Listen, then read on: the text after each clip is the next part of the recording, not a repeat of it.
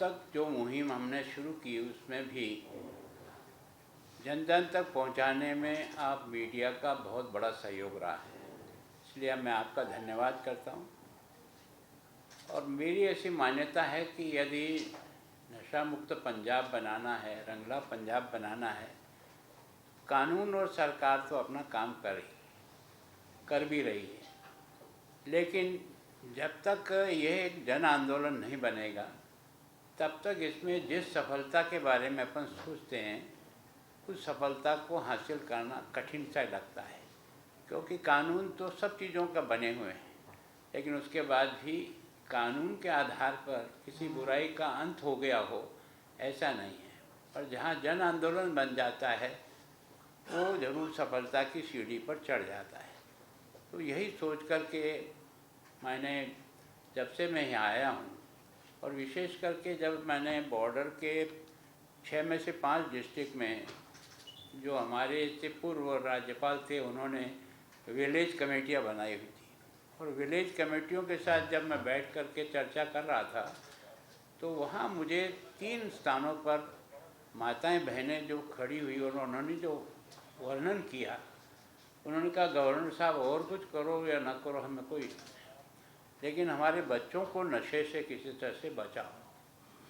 तो उनकी इस पीड़ा को, और मैं जो डेली रिपोर्ट देता हूँ क्राइम की, उसको और जो कुछ भी यहाँ ड्रग का जिस तरह से पाकिस्तान की तरफ से ड्रोन से आ रहे हैं, रोज़ पकड़े जा रहे हैं, लगता है कि समस्या बहुत नीचे तक गई है।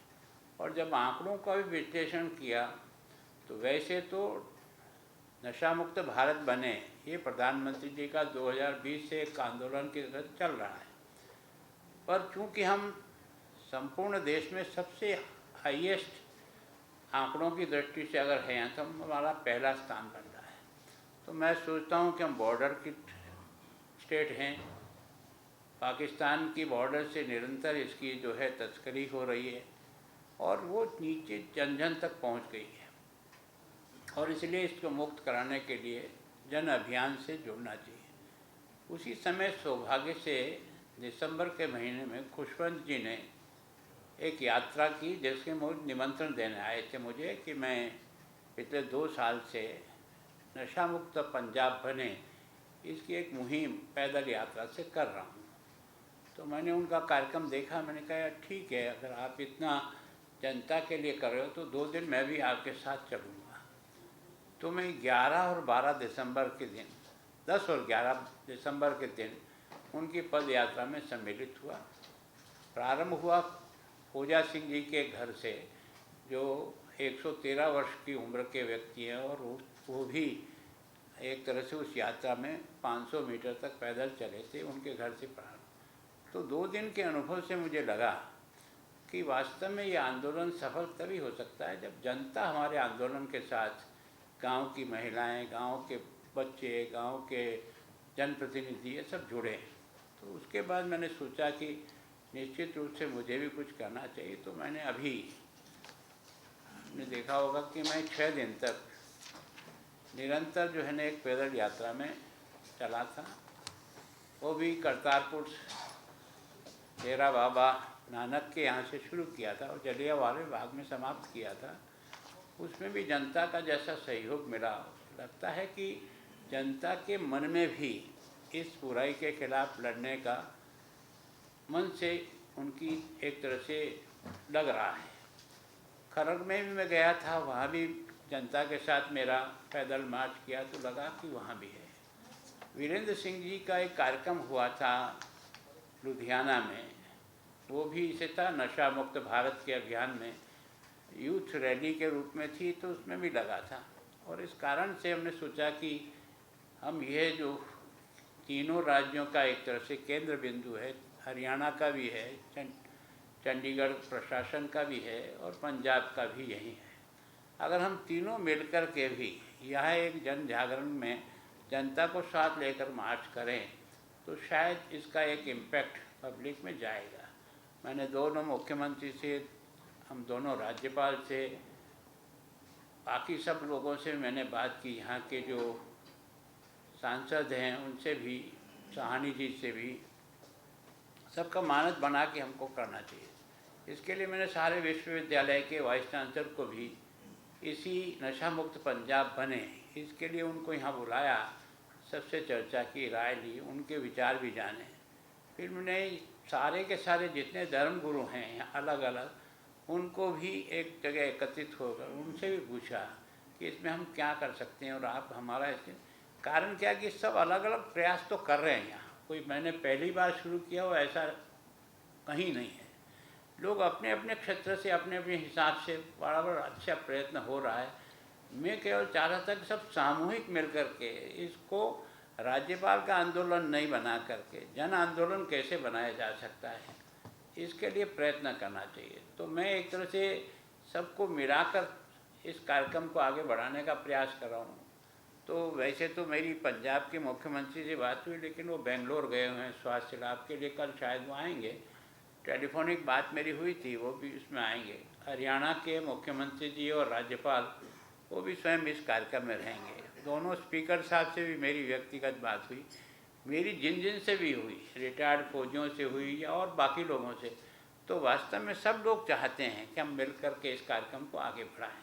और इसलिए हमने अभी 3 तारीख को सोचा है कि हम 8 स्थानों से अलग अलग जगह से अलग अलग ग्रुप में, कोई किसको लीड कर रहा, कोई किसको लीड कर रहा है, 7 बजे सब अपनी अपनी जगह से चलें 8 स्थानों से, और लास्ट में जो तिरंगा झंडा जो फुटबॉल फील्ड है उसमें सारे लोग एकत्र हों, छोटा मोटा कार्यक्रम करें और शपथ करा करके उन सबको भी इस आंदोलन से सहयोगी बनाकर कैसे उनका उपयोग हो सकता है उसके लिए प्रयास करने के लिए हमने इसकी रचना की। और आज आप सबको भी मैंने इसीलिए कष्ट दिया है कि आप सब लोगों की भी मदद पहले भी मिली है, अब भी ये एक ऐसा इशू है जो न किसी पार्टी से संबंधित है न किसी नेता से संबंधित है। ये एक ऐसा जनता का कॉज है कि हमारी आने वाली पीढ़ी को जिस ढंग से कमज़ोर किया जा रहा है, भविष्य देश का उन्हीं पर निर्भर होने वाला है, और इसलिए उनको कैसे बचाने में अपन अपना प्रयत्न कर सकते हैं। सफलता कितनी मिलेगी, कब मिलेगी, ये तो गारंटी से आज नहीं कह सकते हैं, लेकिन अच्छी तरफ 2 कदम भी बढ़ाएंगे तो दूरी 2 कदम तो कम से कम दूर होगी। और इसलिए ये सोच करके मैंने आप सब लोगों को दिया। और ये जो हमने 8 स्थान तय किए हैं, किसी का 2.5 किलोमीटर, किसी का 2 है, किसी को 1.5 है, किसी को 500 मीटर की डिस्टेंस पे ही है, तो सब चल कर के वहाँ आएंगे और सामूहिक कार्यक्रम में इसको हम समापन करेंगे शपथ के साथ। मेरा विश्वास है कि दोनों मुख्यमंत्री उसमें रहेंगे, क्योंकि हरियाणा वालों ने तो अपना तय भी कर दिया। उन्होंने कहा कि हमको अपने कितने लोगों को ले चलना, मैंने कहा जो आपकी इच्छा हो उतने लोगों लोग। तो एक कोशिश ये करेंगे, अगर ये सब लोगों का आने का है तो हम सब जगह एक तरह से दोनों मुख्यमंत्री, दोनों राज्यपाल, मैं और प्रमुख लोग एक ही साथ एक ही जगह से चलेंगे, और वो जितना भी डिस्टेंस होगा हम पैदल पार करते हुए हम भी ग्राउंड में जाएंगे। हम सीधे के सीधे वहाँ कार्यक्रम नहीं समेट उतरेंगे। मान लो जिनको चलने में कोई दिक्कत है तो वो बड़े सीधे आ सकते हैं, पर बाकी हमने कहा कि सब लोग पैदल चल कर के ही उस जगह पहुँचें, ताकि एक तरह से जन जागरण हो सके। मोटे रूप में तो इतना ही है।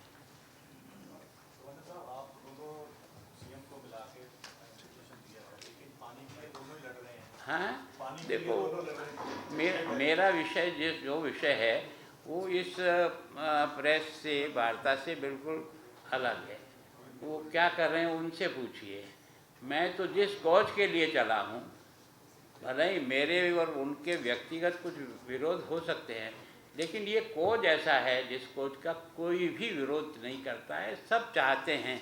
और आपने देखा होगा कि पंजाब की सरकार ने पिछले 2 महीने से जिस मजबूती से काम को आगे बढ़ाया, और एक डेडलाइन दी है। कल मैंने यहाँ की डीजीपी का स्टेटमेंट पढ़ा है कि 31 मई लास्ट तारीख होगी जब पंजाब में ड्रग कंट्रोल हम नहीं होगी। 100% होने के लिए वो भी अपना प्रयत्न करें, वो कानून से काम करेंगे, हम जनता को आंदोलन बना करके उस क्षेत्र में आगे बढ़ेंगे, तो दोनों के सम्मिलित प्रयास से सफलता आसानी से मिलेगी। गवर्नर साहब, कल आपने एक बयान दिया था कि ड्रग्स में पंजाब नंबर 1 है, कैसे नंबर 1 है? और आपने एक कहा था कि 2 गांव आपने ऐसे देखे जिसमें 18 साल से 32 साल तक युवा आपको नहीं नजर आए। ये दोनों सवाल अगर आप बता सके, एक कैसे नंबर 1 गांव का नाम तो मुझे समय में जब यात्रा में निकला था तब मुझे वहाँ के लोगों ने कहा था कि हमारे यहाँ क्या है कि 4 साल 3 साल 5 साल बच्चा जिससे एडिक्ट होता है उसके बाद उसकी डेथ हो जाती है, वो संभल नहीं पाता है। घर वाले प्रयत्न भी करते हैं लेकिन घर वालों के भी सामने वो आता है, हाथ उठा लेता है, सामान उठा के ले जाता है, फिर उसको इतना पीड़ित देखते हैं कि तड़पता है, तो घर वालों को भी उसके लिए ला करके कुछ न कुछ दे करके उस बच्चे को बचाना की कोशिश करते हैं। तो वास्तव में जो समस्या है वो इसको देख करके लगता है कि काफ़ी गंभीर रूप लिए हुए है। और बॉर्डर पे तो आप और हम सब रोज़ देख रहे हैं कि ड्रोन के माध्यम से इतना अधिक आ रहा है। और इसलिए है कि 2018 के आंकड़ों के आधार पर जो सारे हिंदुस्तान का नशा मुक्ति जो सर्वे हुआ था उसमें सबसे अधिक लगभग 22 लाख लोग यहाँ के ड्रग से एडिक्ट बताते हैं आंकड़े। तो वो ये लगता है कि लगभग 10 और 11% के आसपास आता है, जो सामान्यतः और किसी स्टेट का नहीं है। पंजाब में तो सरकार काम कर रही है, चंडीगढ़ में कोई नजर नहीं आ रहा।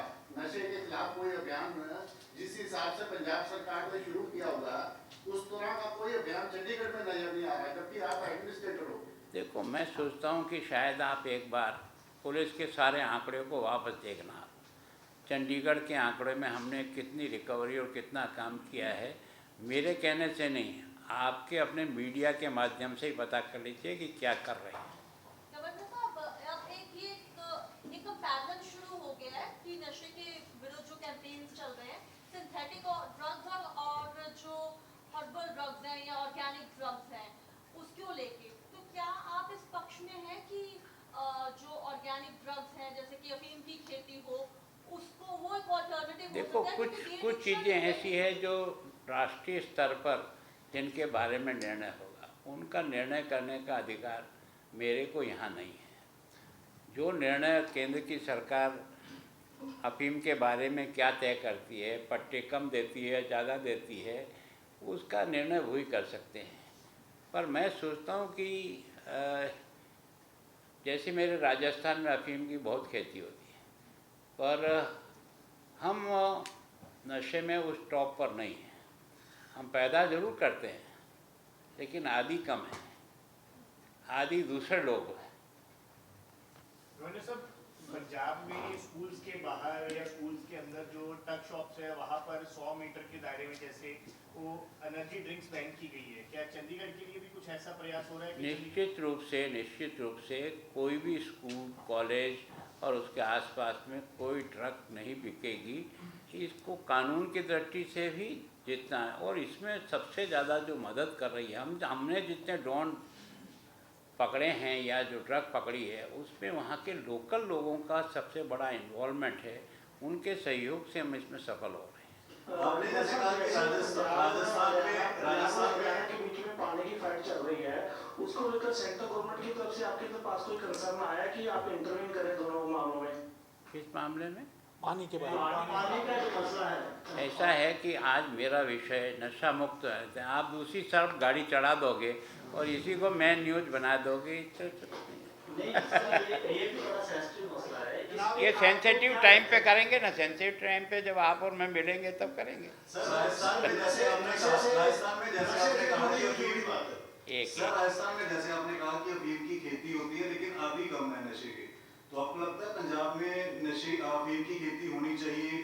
खेती नहीं होनी चाहिए। राजा वड़िंग भी कह रहे हैं कि चर्चा होनी चाहिए कि अगर ड्रग से चिट्टे से दूर होना है तो अफीम जो है अल्टरनेटिव है। ऐसा नहीं है, यहाँ जितना भी आ रहा है ड्रग उसका अधिकांश पार्ट ड्रोन है, रिकॉर्ड के आधार पर है, और इतना पकड़ा जा रहा है जिसकी कीमत करोड़ों करोड़ों रुपया है। उसके बाद भी एंटी ड्रग सिस्टम भी लगाया है। पहले हमको 9 मिले थे, वो हमने बॉर्डर पे लगाए, अभी 23 और मिल रहे हैं, उसको भी अब लगा रहे हैं। यहाँ की सरकार ने भी 10 crore specially anti drone system को डेवलप करने के लिए पंजाब गवर्नमेंट ने भी दिया है। और मैं सोचता हूँ कि आने वाले कुछ समय में हमारी टोटल बॉर्डर एंटी ड्रग्स का जो सिस्टम है उसको हम लगाने में सफल हो जाएंगे। अभी नहीं है, अभी तो कैमरे भी सैंक्शन हुए हैं, लेकिन अभी फील्ड पर बहुत ज़्यादा नहीं लग पाए हैं। गवर्नर साहब, आपको नहीं लगता कि पुलिस में जो मुलाजम है उनका जो टेस्ट कराया जाना चाहिए, उनमें कितने लोग हैं जो कि नशे पे लगे हुए हैं? मैं सोचता हूँ आपके सुझाव पर ध्यान रखेंगे। Thank you. सर ये बता सकते हैं जो चंडीगढ़ में ड्रग्स आ रही है वो कहाँ से आ रही है? क्या पंजाब से आ रही है, हिमाचल से आ रही है, राजस्थान से आ रही है, कहाँ से आ रही है? क्योंकि पंजाब के सीएम का ये कहना है कि सिर्फ पंजाब से नहीं आ रही, हिमाचल से भी आ रही है, राजस्थान से भी आ रही है। देखो, ऐसा है कि मेरे पास इसके तो टोटल नहीं है कि कहाँ से आ रही है, पर ड्रग सारे देश में जो जा रही है वो कहीं न कहीं से जा तो रही है इधर उधर से।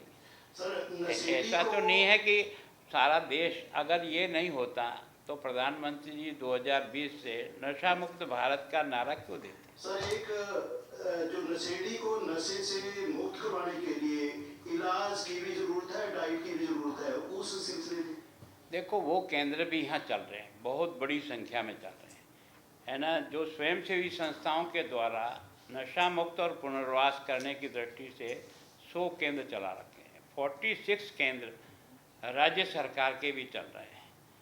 लेकिन उन सब में जब तक पुनर्वास को मजबूती से नहीं करेंगे तो ड्रग से आप उसको छुड़ा तो सकते हैं, लेकिन उसको कहीं तो भी ऑल्टरनेट रोजगार के लिए जब तक नहीं जोड़ोगे उसको आप बचा नहीं पाओगे। तो मैं सोचता हूँ जितने भी सेंटर हैं, लगभग 146, ये सारे के सारे में से कुछ ही ऐसे महत्वपूर्ण जिन्होंने किसी न किसी रोजगार से उनको भेजा। जैसे मैंने साहनी जी का जाकर के अमृतसर में सेंटर देखा, उस सेंटर को देखने समझ में आया कि वहाँ से निकले हुए अधिकांश बच्चे जो उन्होंने ड्रग छोड़ी वो सामने थे, वो किसी न किसी रोजगार में लग गए, छोटा मोटा कोई मैकेनिकल का या कोई पाइप फिटिंग का या कोई लाइट फिटिंग का, इसे काम से जो जुड़ गए। तो मैं सोचता हूँ नशा मुक्त आप रख कर के कर सकते हो, लेकिन उसको स्थायी अगर पुनर्वास नहीं दोगे तो उसे अपनी ज़िंदगी चलाने के लिए किसी न किसी रास्ते पर उसको फिर से अपने मेंटल जो जिस प्रकार की स्थिति उसकी बनती है उसके लिए वो जाएगा।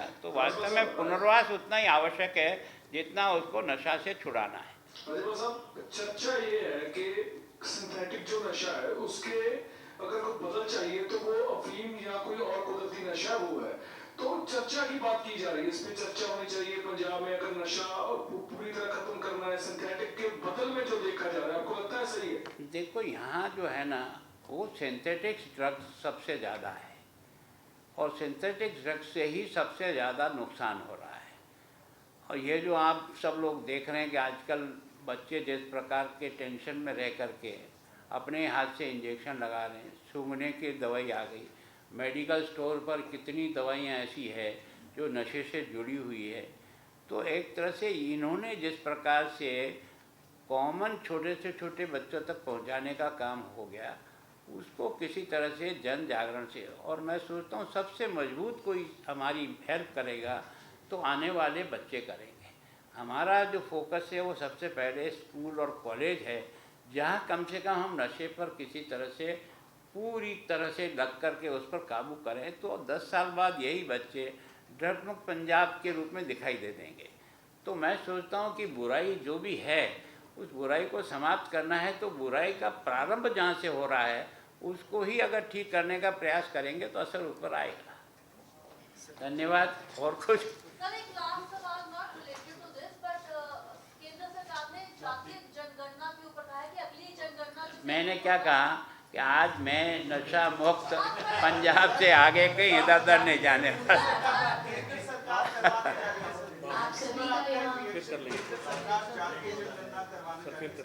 अभी ये मेरा विषय नहीं है, मैंने आपको क्या कहा, 3 बार कह दिया। धन्यवाद।